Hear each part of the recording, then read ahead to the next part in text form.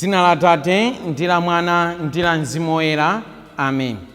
Tikulandireni abale ndi alongo Lamulungu la lero, Lamulungu la 6 Pachaka, limene ndi pa 12 February chaka cha Ambuye athu Yesu Khristu 2023, limene Mulungu akufuna kuti apitirize kutilankhula Lamulungu la lero. Lamulungu la lero timve kuti akundilankhula mwapaderadera, mumve kuti akulankhulani mwapaderadera, ndipo akutilankhula kudzera m'mawu ake oyamba amene akuchokera mu buku la mphunzitsi kapena kuti Ben Sirach, mphunzitsi wa mpingo mutu 15 kuyambira ndime ya 15 kulekezera ndime ya 20. Komanso mawu athu achiwiri akuchokera mu kalata yoyamba ya Paulo oyera kulembera Akhristu aku Akorinto, 1 Korinto mutu 2 kuyambira ndime ya 6 kulekezera ndime ya 10. Ndipo uthenga wathu wabwino wa lero ukuchokera mu uthenga wa Mateyo mutu 5 kuyambira ndime ya 17 kulekezera ndime ya 37. Amene akutiwerengera mthenga wabwino komanso kutigawira mawu ndi Reverend Father John Kaliwamba kuchokera mu Archdiocese ya Lilongwe. Abale ndi alongo, tiyeni tikhalire limodzi. Ambuye akhale nanu, akhalenso ndi mzimu wanu. Mawu a muthenga oyera monga adalembera Mateyo. Ulemu kwa inu Ambuye. Pa phiri paja Yesu adati kwa ophunzira ake, ndikukuwuzani kuti ngati chilungamo chanu sichiposa chilungamo cha aphunzitsi amalamulo ndi Afarisi, simudzalowa konse mu ufumu wakumwamba. Mudamva kuti anthu akale aja adawalamula kuti usaphe. Munthu aliyense wopha mnzake ali kupalamula mlandu oyenera kukaukamba ku bwalo la milandu. Koma ine ndikukuwuzani kuti ngakhale wogwira mnzake ali kupalamula mlandu oyenera kukaukamba ku bwalo la milandu. N'chifukwa chake ngati uli kupereka mphatso yako ku guwa lansembe ndipo pomwepo ukumbukira kuti mnzako ali nawe kanthu, siya mphatso yakoyo ku guwa lansembe komweko ndipo pita kayambe wayanjana naye mnzakoyo. Pambuyo pake ndiye ubwere udzapereke mphatso yako ija. Mudamva kuti anthu akale aja adawalamula kuti usachite chigololo. Koma ine ndikukuwuza kuti munthu aliyense oyang'ana mkazi ndi kumukhumba wachita naye kale chigololo mu mtima mwake. Mudamvanso kuti anthu akale aja adawalamula kuti usalonjeze Ambuye zinthu monama, koma uchitedi zimene udawalonjeza Ambuye. Koma ine ndikukuwuzani kuti muleke kulumbira komwe, muzingoti inde kapena ayi. Zimene muonjezerapo zichokera kwa Satana. Mthenga wa Ambuye. Ulemu kwa inu Ambuye Yesu Khristu. Lero Ambuye Yesu akuphunzitsa ophunzira ake pa phiri, komanso akutiphunzitsa ife tomwe tonsefe pa phiri. Kumbukirani kunena kuti phiri m'malemba oyera imayimirira malo amene Mulungu amakumana ndi anthu ake. Kodi kuphunzitsa kwa pa phiri kumeneku kukutanthauza chani? Kukutanthauza kunena kuti pamene ophunzira Ambuye Yesu atsatira maphunziro akuya amene Ambuye Yesu akuphunzitsawa pa phiripa, zidzawathandiza kuti kudzera m'maphunziro omwewo akumane naye Mulungu. Pamene ife tikumvetseranso maphunziro omwewa amene Ambuye Yesu akutiphunzitsira pa phiri limeneli, zidzatithandiza kunena kuti ngati titsatira zimene akutiphunzitsazi tikakumane nawo Ambuye Yesu, tikumane naye Mulungu. Kumbukirani kuti tonsefe cholinga chathu nkunena kuti tikufuna tikakumane ndi Mulungu, tikufuna tikapeze chipulumutso. Koma kodi tingathe kukumana ndi Mulungu? Koma kodi tingathe kupeza chipulumutso kudzera mu zinthu ziti? Lero Ambuye Yesu pamene akuphunzitsa akufikitsa malamulo pa chimake penipeni. Ngati chilungamo chanu sichipitira chilungamo cha aphunzitsi amalamulo ndi Afarisi, simudzalowa konse mu ufumu wakumwamba.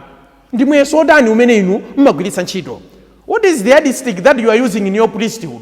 What is the yardstick that you are using in your Christian life? What is the yardstick that you are using in your leadership? Lero tikugwiritsa ntchito mulingo ma yardstick amene ali afupi kwambiri.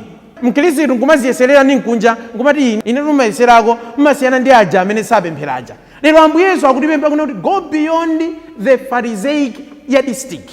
Mupitirire mulingo kamene kuti muyeso wa Afarisi. Lero Mulungu akutiuza kuti tipitirire mulingo kamene muyeso wa aphunzitsa malamulo.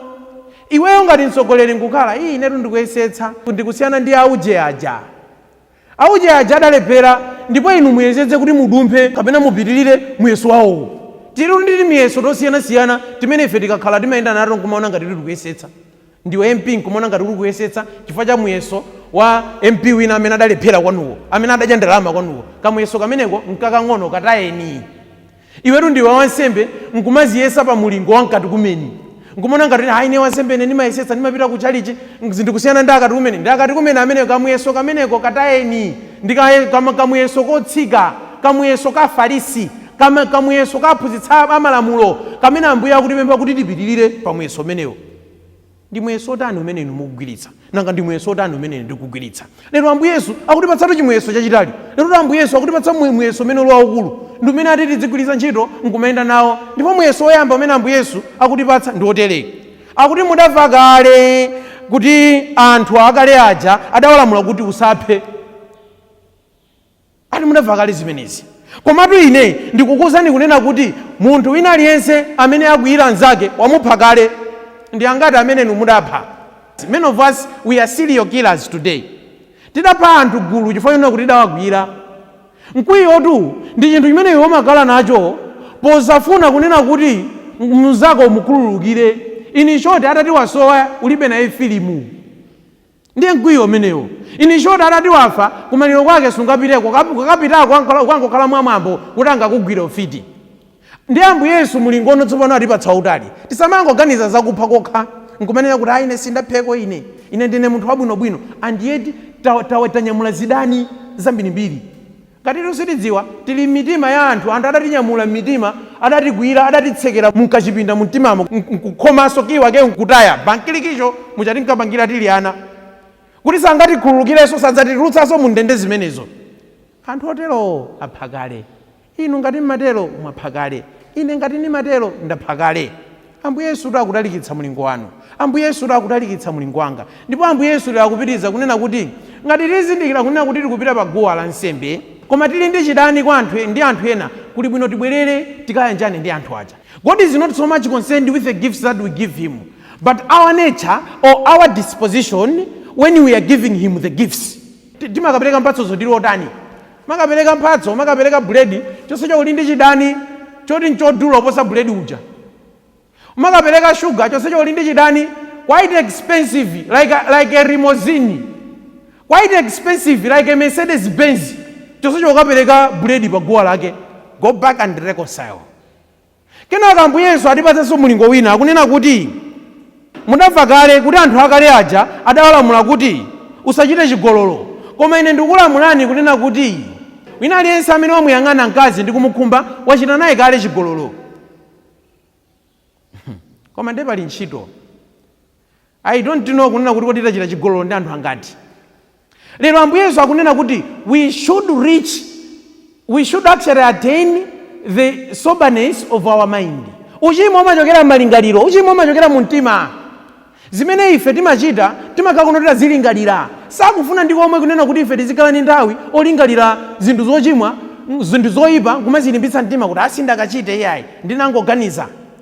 Ngati ife tayamba kumukhumba mkazi ndiye kuti tachita kale zolakwikazo. Mulingotu wautali umenewo. Osaukana iyayi kuliponso kuukana kuna kuti ine mulingo umene musandipatse iyayi koma kamulingo kanga kakafupi komweka. Let us receive the yardstick from Jesus Christ himself.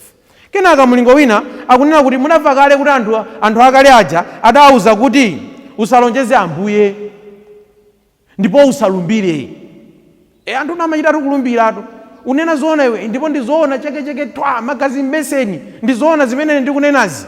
Ambuye Yesu akunena kuti munamva kale kuti anthu akale aja adawuza kunena kuti usalonjeze Ambuye zinthu zonama. Koma ine ndikukuwuzani kunena kuti muleke kulumbira. Ati kulumbira komwe tileke. Kodi kulumbira ndi chani? Kulumbira ndiko kuyitana Mulungu kuti akhale mboni pa zinthu zanga mwina zimene zili zabodza.